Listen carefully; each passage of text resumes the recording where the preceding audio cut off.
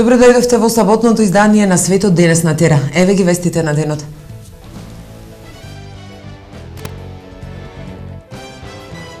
Со концерт на Владо Јаневски се затвори 9-тото издание на Битфест.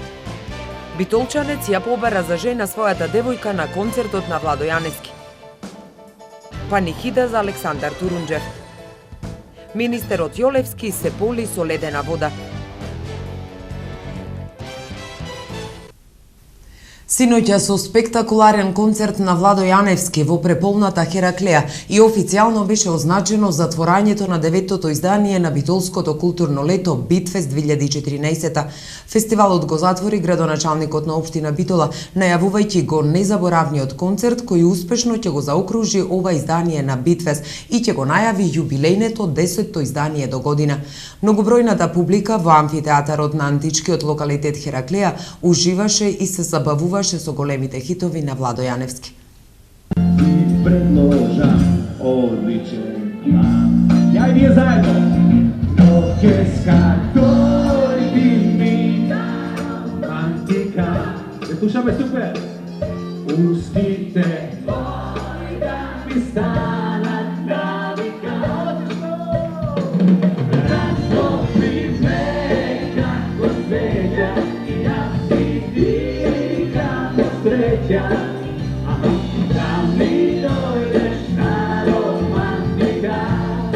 И стварно ми е мерак. Ја не можам да раскажам колку оваа атмосфера ме инспирира. Мене ми е Битола како втор дом. Ја и кога не пеам си доаѓам во Битола, така да денес имаме еден убав повод за творење на 9-тиот Битфест, каде што сум бил гостин и порано, затоа што имаме одлична соработка и со општината и со градоначалникот, кој што ми е и личен пријател и сум го поддржувал цела моја кариера и лично се знаеме, така да не можам да одбијам да дојдам на затворење на една ваква манифестација која што е од огромен карактер и значење, и Битфест ми е една од омилените станици летни во Битола. Јас собрав супер екипа вечерва. Дојдовме во проширен состав. Рекогаш доаѓам сам, денеска е одлична прилика да се поставиме во полн состав и да не видат битолчани со сигурно 30 на песни. Значи имаме стари, имаме нови, некои што помнат од пред 20 години, од пред една мешавина од целиот мој репертоар. Мојот бенд е спремен, сите едва чекаме да почне. Но имавме песна пролетва излезе нова, и таа вечерва ќе ја свириме, да ја упознаеме публиката со незе, али ја работам споро, ама сигурно така еднаш у 6 месеци вадам нешто ново, така има нешто најесен. Набрзо се надевам. Оваа година имавме 270 настани, убедливо, најдолгото културно лето со најголем број културни содржини. Значи 270 за околу 60 на дена, што мисламе е своевиден рекорд. Не само заради бројката, туку се разбира заради содржините и квалитетот кој што го понудивме на Битфест. Значи оваа година ни е 9-тото издание на Битфест, уште од утре почнуваме да го подготвуваме 10-тото јубилејно издание на Битфест. Се надевам дека исто така ќе биде одлично, како и сите изминати. Меѓутоа и сами ќе констатирате дека од година во година навистина сме поинтересни и се попосетени, би рекол, затоа што имаме концепт кој што значи задоволување на критериумите на публиката. И на возрастите, но и на вкусовите се разбира, така што во нашиот Битфест ќе видите многу изложби, рок групи, поп групи, многу музика, театарски представи, гостувања. Оваа година знаете дека имавме гостувања од над 20 земји, така што се одлучивме да започнеме со еден перформанс кој што беше практично посветен на браќата Манаки, кои што, нели, веќе се историски личности, каде што се поврзува историјата, традицијата и културата. Тоа беше на почетокот и се одлучивме за еден од најдобрите наши музичари, наша балканска, европска и светска звезда Владо Јаневски, кој што има прекрасни песни, би рекол за наши прилики евергрини. Јас многу го почитувам Владо затоа што ретки се луѓето кои што целиот свој живот знаат да го посветат на една работа. Тој има прекрасни песни, прекрасни текстови, одлична музика, одличен музичар и многу голем пријател. Ја сака Битола, ја обожува Битола и се договоривме уште минатиот пат кога се видовме да направиме нешто убаво и големо за Битола. Вечерва ја посветуваме на концертот на Владо Јаневски. Се радевам на наше големо заедничко задоволство да ги слушнеме неговите хитови, неговата музика, да го видиме него, затоа што Владо секогаш знае да пренесе исклучително голема позитивна енергија. Ќе видите колку ќе биде забавно. Да искористам приликата да се благодарам на градоначалникот Талески и на целиот негов тим што решија, седна и решија овој концерт да го подарат на битолчани да биде бесплатен влезот, Така е, бесплатен. што е ретка прилика во Македонија. Во денешно комерцијално време некој да отвори врати и да рече еве забава за народот, каде што сите ќе бидат среќни, никој нема да се фати за джеп да плати, е супер идеја. Može proveri, zajedno pa da se budime. Ne zaboravaj da se setiš na mene, ovdje umiram ponekad se to ide. Može proveri, može već je vreme, zajedno pa da se budime. Ne zaboravaj da se setiš na mene, ovdje umiram ponekad se to ide. Može proveri, može već je vreme, zajedno pa da se budime. Ne zaboravaj, hvala mnogo, ne zaboravajte, čao!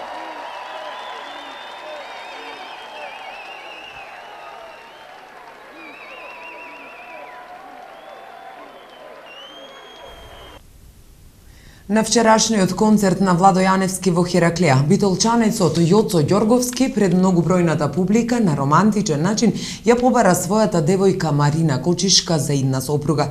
Откако таа кажа да, публиката им честиташе со голем аплауз. Јоцо ја побара Марина за жена додека Владо Јаневски ја пееше песната од овај ден. Неда Маретиќ разговараше со нив. Ti si jedinstvena i po meni Atlanka si mi pišana ko zlata, ko srce linija za se kogaš kraj mene nanila. Ko je se obožili nekoj, se oželi nekoj, ne razbira što je. Imame par nekoj, svata, što? За време на концертот на Владо Јановски, еден дечко, еден битолчанец се охрабри и ја побара својата девојка за жена. Од каде идејата? Пред се честитки од тимот на ТВ Терајте и ние сме толку возбудени, верувам како и вие. Од каде идејата? Фала многу за поддршката ваша. Чи идејата пред се ја добив прекрасниот пејач Добро. и прекрасната публика, морам да ја поздравам. Да ги слушниме, добро. Планираше да ја запроси својата девојка за време на неговиот концерт? Да, планирано Беше беше. планирано? Да, планирано. Па се беше прекрасно и Добро. А девојката знаеше, насетуваше нешто? Ништо не насетуваше воопшто. Значи немав појма, не. Стварно не бев скроз изненадена. Еве моментално. Ќе ви честитат сигурно, Да. ја виделе фотката или Да. кај Васили Кајнас? Да. Стварно бев преизненадена. Мислам, немав ни на крај памет дека тоа ќе се деси. И чувството во моментот? Неописливо. Не, стварно. Не имам збор, мислам, не знам. пред се благодарност на телевизија. Може да му мафнеме. Да. Храброста, мислам нема храброст за ова. Љубовта пред се. Браво. Тоа е тоа, мислам. На светонеделските гробишта во Битола денеска се одржа панихида во чест на легендарниот војвода од Илинденското востание Александар Турунџев, кој на 29 август 1905 година бил обесен на Атпазар од тогашните османлиски власти во Битола. Маја Богоевска. Во организација на Унијата на млади сили, Советот на ветерани и Комисијата за култура на Општинскиот комитет на ВМРО-ДПМНЕ, денес на светонеделските гробишта се одржа панихида во спомен на војводата Александар Турунџев. Александар Турунџев за време на Илинденското востание со својата чета действувал во Леринско, во Долна Преспа и во Битолската околија. По завршувањето на востанието, Турунџев останал да действува во Македонија со намера да го убие султанот без да искористи понудената можност за амнестија. Во селото Ајтос, 1904 година, Александар Турунџев е уапсен, односно предаден од страна на гркоманите, односно од страна на гркоманот Митре Гинката. По неговото апсење од страна на турските власти, Александар Турунџев извесен период бил сместен во затворот Чингел Каракол во Битола, а потоа бил преместен во битолскиот затвор, во битолскиот истражен затвор уште именуван како Каталине затвор. Во овој период започнува една голема робијашка голгота, една годишна робијашка голгота. Александар Турунџев за време на карактеристично се наведе дека за време на истражната постапка пред битолскиот кадија Александар Турунџев се држал доста достоинствено и за време на неговото сослушување истрачните органи го испрашале зошто Алексон не се предаде и не го положи своето оружје кога беше амнестијата. Александар Турунџев одговорил: бидејќи сакам да го убијам султанот и бидејќи сакам турските фесови да ги заменам со шапки и Македонија конечно да ослободам од турската власт. После ваквиот исказ бил осуден од страна на Османлискиот суд на смрт со бесење на Атпазар во Битола. Карактеристично се наведе дека пред неговото обесење Александар Турунџев бил окован во пранги со синџири и на конјска кола веќе неколку часови бил шетан низ битолските сокатици со цел да се заплаши македонското население, да не пристапува кон македонските комитаџи и кон редовите на ВМРО. Со својата пожртвувана револуционерна борба, Александар Турунџев се издигнува како еден достоинствен револуционер, кој што како многу ретко други револуционери како него се држале толку достоинствено, толку тврдокорно пред истражните органи и не подлекнале под никаков притисок. Со својата борба за Македонија, за македонската кауза, тој го заслужува педесталот во македонската историја и нека му е вечна слава. Турунџев бил обесен на Атпазар на 29 август 1905 година. Еве што ќе гледате во продолжение. Близу 6900 лица се вработени за неполни 8 месеци преку програмите за вработување. И за други теми покусата пауза, останете со нас. Телевизијата која е на страната на гледачите, од сега и на вашите паметни телефони.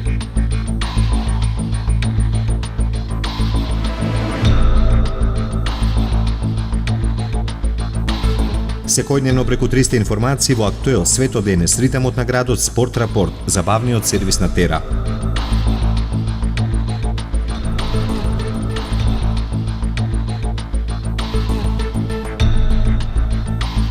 Читајте и гледајте Тера на мобилен. Преку програмите и активните мерки за вработување од почетокот на годината досега реализирани се 6868 вработувања, информира денеска на пресконференција министерот за труд и социјална политика Диме Спасов. Преку мерките кои се дел од оперативниот план, како што истакна, постигнати се 3630 вработувања, а преку мерката ослободување од придонеси за вработување на млади лица 3238 вработувања. Како посебно успешни мерки што даваат видливи резултати ги издвои мерката за ослободување од плаќање социјални придонеси за 12 месеци за вработување на млади, со која реализирани се 3238 вработувања. Со субвенционирање на вработување има над 638, со обука кај познат работодавач 138 вработувања. До крајот на годината преку оваа мерка очекува да бидат опфатени уште 700 невработени лица. Во 2014 година, од јануари до август, односно за цели 8 месеци, преку програмите и активните мерки за вработување, постигнати се 6868 вработувања. Односно, досега преку мерките кои што се дел од оперативниот план за активни мерки и политики за вработување и мерките за кредитирање, постигнати се 3630 вработувања, а преку мерката за ослободување од плаќање на придонеси за вработување на млади лица, постигнати се 3238 вработувања. Министерот за одбрана Зоран Јолевски денеска се приклучи кон акцијата за подигање на свеста за опасноста од реткото невролошко заболување амиотрофична латерална склероза, полевајќи се со вода со мраз на градското пристаниште во Охрид. Јолевски се полеа со вода заедно со неговиот пријател, светски познатиот гитарист од Охрид Владимир Четкар. Се придруживме кон светската акција за подигање на свеста за опасноста на болеста, знаејќи дека на луѓе од целиот свет, вклучително и од Македонија, им треба помош. На овој начин сакаме да им помогнеме на тие луѓе, како и да ги поддржиме активностите на сите луѓе кои работат на изнаоѓање лек против болеста, изјави Јолевски. Министерот Јолевски во оваа прилика истакна дека наскоро ќе иницира основање фонд за собирање собирање средства за конкретно, а не само декларивно вклучување во борбата против болеста, најавувајќи дека тој и Четкар ќе бидат првите што ќе донираат средства. Согласно воспоставената практика, тој ја искористи приликата да повика други познати лица од јавниот живот и тие да се вклучат во хуманитарната акција. Тој ги номинираше оперскиот пејач Борис Трајанов, режисерот Милчо Манчевски, како и неговите поранешни колеги Исток Грмек и Вибеке Лило, амбасадори на Словенија и на Норвешка во Босна и Херцеговина. Иако ненадлежна Српската православна црква не се откажува и го смета господин Стефан за расколник. Српскиот владика Марко за весникот Вечерње новости објаснува како и зошто Српската православна црква одлучила да му суди на поглаварот на Македонската православна црква. Тој вели дека Српската православна црква долго време се надевала дека Стефан ќе се откаже од своето дејствување и ќе се врати во канонскиот поредок, но до денес тоа не се случи. Напротив, прогонот врз архиепископот Јован Бранишковски, тој го прошири и на свештеници и на верници на Охридската архиепископија. Се надеваме дека покренувањето на судската постапка на вистински начин ќе влијае на него, но и на останатите македонски епископи, кои што се на страната на расколот, вели владиката Марко и објаснува дека на Стефан ќе му судат 12 епископи. Одлуката на Светиот архиерејски синод на Српската православна црква да покрене црковно-судска постапка против господин Стефан, според владиката Марко може да резултира со расчинување или исклучување од црковната заедница. За Македонската православна црква ова одлука на Српската православна црква нема никакво значење, затоа што таа црква нема никаква надлежност на територијата на Македонија уште од 1959 година. А еве што донесува светот. Самитот во Брисел во сенка на Украина и џихадот. И за други вести од светот по паузата, останете со нас. Вашето мислење нам ни е важно, затоа што Тера телевизија е на страната на гледачите. Искажете ги вашите ставови на нашиот веб-портал tera.mk. Прашањето за оваа недела гласи: дали го користите бесплатниот железнички превоз? Да? Не.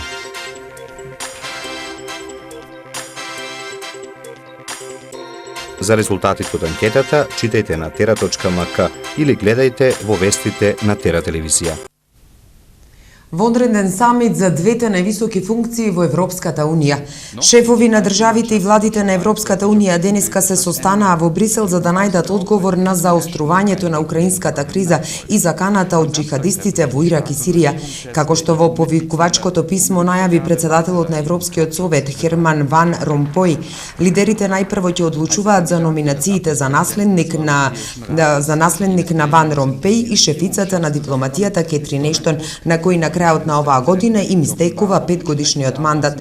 Веднаш после тоа Ештон ќе председава со дебатата за состојбата во Украина и растечката закана од џихадистите на Исламската држава, кои последните недели завземаа големи делови од Ирак и Сирија. Лидерите на Европската Унија се состанаа во Брисел за да разговараат и за потврста акција против Русија во врска со украинската криза. На состанокот ќе присуствува и украинскиот председател Петро Порошенко. До средбата доаѓа откако НАТО соопшти дека Русија испратила над 1000 војници и тешко оружје во Украина. Русија ги отфрли ваквите обвинувања. Вчера неколку министри за надворешни работи на Европската Унија изразија поддршка за новите санкции против Русија. Тие се во прилог на мерките кои веќе се воведени против десетици руски представници, неколку компании и финансиската индустрија на земјата, упатени од САД и Европската Унија во почетокот на ова лето. Полскиот министер за надворешни работи Радослав Сикорски изјави дека руската агресија ги создала најсериозните безбедносни кризи во Европа, а германскиот министер за надворешни работи Франк Валтер Штајнмаер предупреди на можен поширок конфликт меѓу Русија и Украина. Романскиот председател Трајан Басеску изјави дека покрај новите санкции, членките на НАТО треба да ја вооружат армијата на Украина. На истокот на Украина соборен украински борбен авион. Украински борбен авион е соборен со помош на руски противвоздушен систем во источниот дел на земјата, каде украинските сили се борат со проруските активисти, тврди украинската војска. Руски противвоздушен систем собори борбен авион Су-25.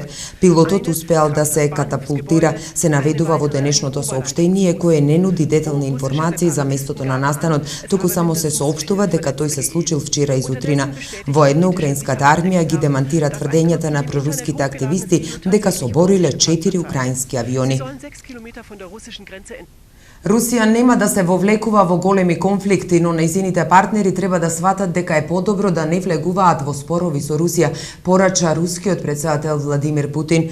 Путин кажал и дека земјата ќе продолжи со засилување на нуклеарниот потенцијал, но не поради застрашување, туку поради обезбедување на сопствената безбедност. Можам веднаш да кажам, Русија е далеку од тоа да се вовлекува во некои обилни конфликти, но партнерите треба да сватат дека е подобро да не влегуваат во спорови со Русија, кажал рускиот претседател, потсетувајќи дека Русија е една од најмоćните нуклеарни држави и дека тоа е реалноста. Путин додал дека Русија ги зајакнува силите на нуклеарната одбрана, ги засилува своите оружени сили. Тие стануваат покомпактни, поефикасни, стануваат посовремени од аспект на опремувањето со помодерни системи на вооружување.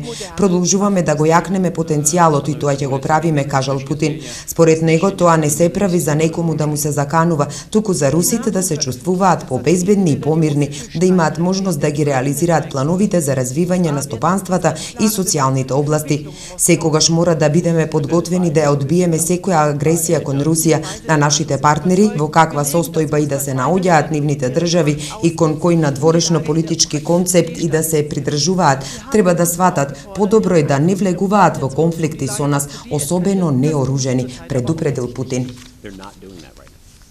Џон Кери побара да се формира глобална коалиција против исламската држава. Американскиот државен секретар Џон Кери се заложи за формирање глобална коалиција на држави кои ќе се борат против геноцидниот план на џихадистичката организација Исламска држава во Сирија и Северен Ирак.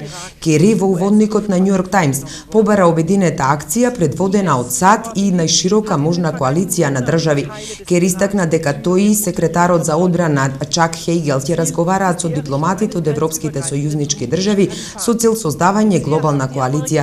Американскиот претседател Барак Обама најави дека ќе го изнесе планот за борба против исламистичката држава на самитот на Советот за безбедност на Обединетите нации во септември, кога САД ќе претседаваат со тоа тело. Ние ќе искористиме таа можност да продолжиме со градење широка коалиција и укажување на опасноста која ја представуваат странските терористи, вклучувајќи ги и оние кои се придружиле на исламската држава, вели Кери. Тој истакна дека после самитот на НАТО во Велс заедно со Хегел ќе отпатува на Блискиот исток за да изградат поддршка меѓу земјите кои се најдиректно загрозени. Нема да дозволиме канцерот во вид на исламска држава да се прошири на други земји. Светот е во состојба да се спротистави на ова зло и да го порази, категоричен е американскиот државен секретар. Најмалку 6 мина загинати во самоубиствен напад во Авганистан. Најмалку 6 лица загинаа, десетици се повредени во денешниот напад на бомбаш самоубиец и вооружени талибанци на канцеларијата на Авганистанската разузнавачка агенција во Џалалабад, во источен Авганистан.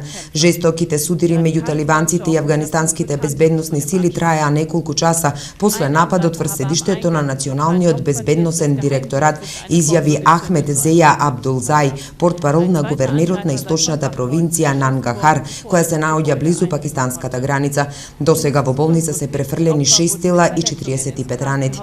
Повеќето жртви се цивили, истакна директорот на провинцијата Нангахар за јавно здравје Наџиб Камавал. Талибанците ја презедоа одговорноста за овој напад. Експерименталниот лек за хеморагиската треска ебола ЗМАП покажал 100% ефикасност кај мајмуните, дури и во подоцни фази од инфекцијата, според студијата објавена во специјализираното медицинско списание Натур. Научниците кои што својата статија ја темелат на податоци од само едно клиничко испитување, сепак истакнуваат дека станува збор за многу голем чекор нанапред. Меѓутоа, сегашните ограничени количества од лекот нема да можат да им помогнат на сите заболени, односно околу 20.000, колку што Светската здравствена организација предвидува дека ќе се заразат од сегашната епидемија на ебола во Западна Африка.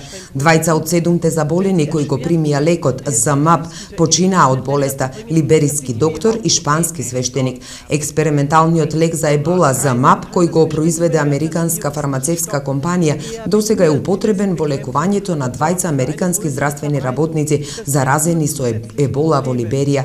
Кај нив лекувањето било успешно, но заменикот главен лекар на најголемата либериска болница почина и покрај моменталното подобрување откако ја примил едната од трите последни дози на ЗМАП. Лекот го добил називот таен серум, бидејќи се уште е во експериментална фаза од развојот и досега нема објавени веродостојни податоци за негова ефикасност. На 18 макаки мајмуни кои го примиле експерименталниот лек за ебола, тој се покажал 100% ефикасен, се наведува во студијата. Меѓутоа, научниците предупредуваат дека сепак мора да постои предпазливост при интерпретирањето на клиничките опити со животни. Според податоците на Светската здравствена организација, во една од најсмртоносните епидемии од оваа болест од март годинава во Југоисточна Гвинеја, вирусот на ебола усмрти вкупно 1552 лица. Повеќето од нив починаа во Гвинеја, Сиера Леоне и Либерија, додека 6 жртви се регистрирани во Нигерија. Заводот во Битола со нов подготвителен оддел. Во овај оддел за децата со било какви проблеми во развојот ќе се грижи високо образован стручен кадар. Заводот за рехабилитација на деца со оштетен слух говори глас Кочо Рацин од Битола, освен пререгистрацијата која што ја направи, е единствената установа од ваков вид во Македонија која е основоположник на дефектолошката теорија и пракса. За сите оние деца кои имаат проблеми во телесниот, сензорен или моторен развој, деца ученици со проблеми во психичкиот развој, се грижи високо образовен кадар, вели директорот на оваа установа.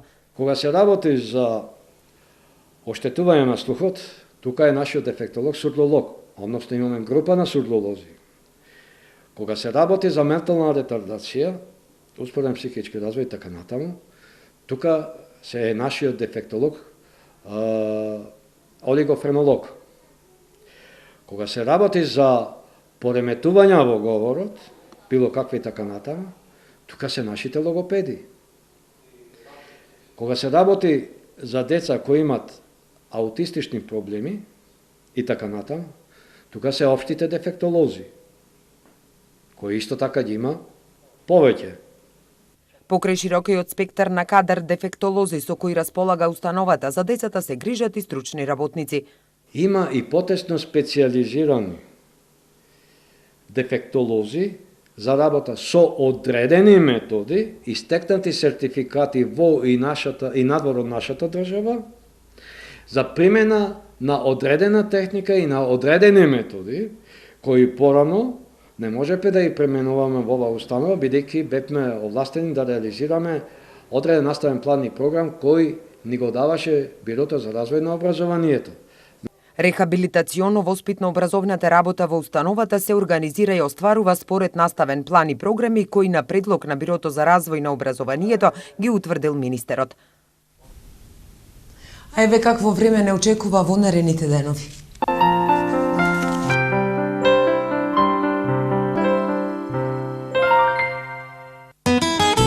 Какво ќе биде времето утре во Европа?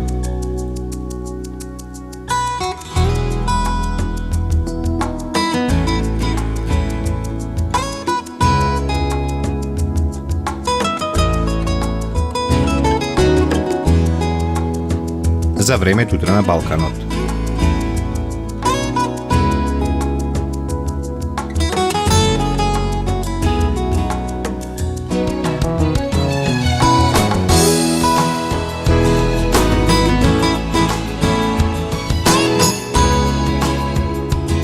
Какво ќе биде времето утре во Македонија?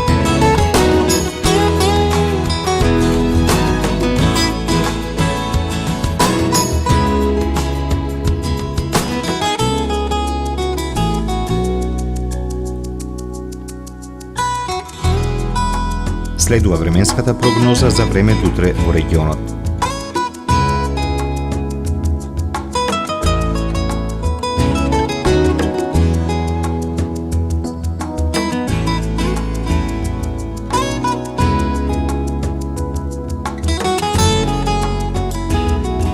Какво ќе биде времето утре во Битола?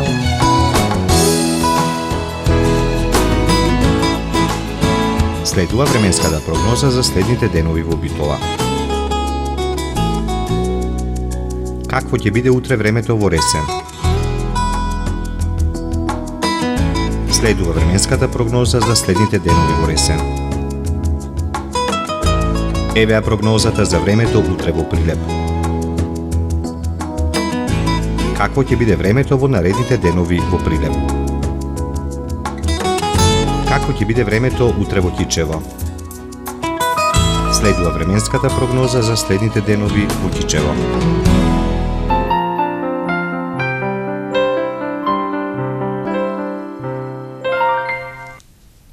Тука е крајот на светот денес. Ви благодариме за вниманието. Имајте пријатен викенд со Тера телевизија.